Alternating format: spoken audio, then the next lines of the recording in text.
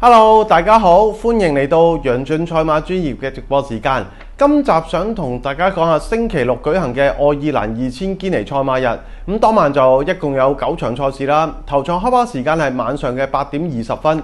咁今集我想集中講下呢兩場賽事啦，分別係 S 第2場嘅澳聘錦標同埋 S 第5場嘅愛爾蘭2000堅尼啊。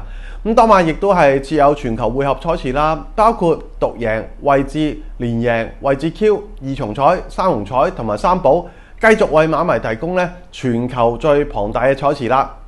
好啦，先嚟 S 第2場啦，呢場澳聘錦標2400米嘅表列賽，我最中意係隻準成直覺啊！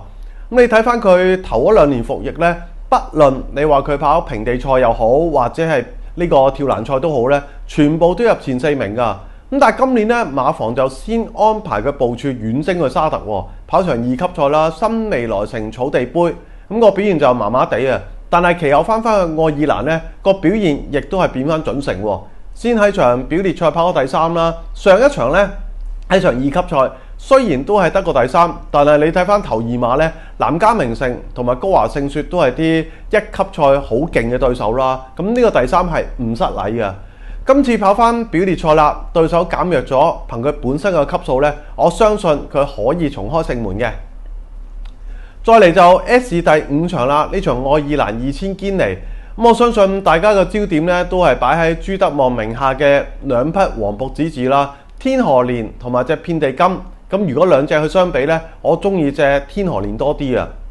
佢服役就跑咗3場啦，3場1400米都係贏得好輕鬆啊。頭嗰2場咧贏對手超過5個馬位，咁去到第3場啦，跑場表列賽擺前面走，咁末段只係拍咗3邊咧，就已經係彈嚟對手贏馬啦。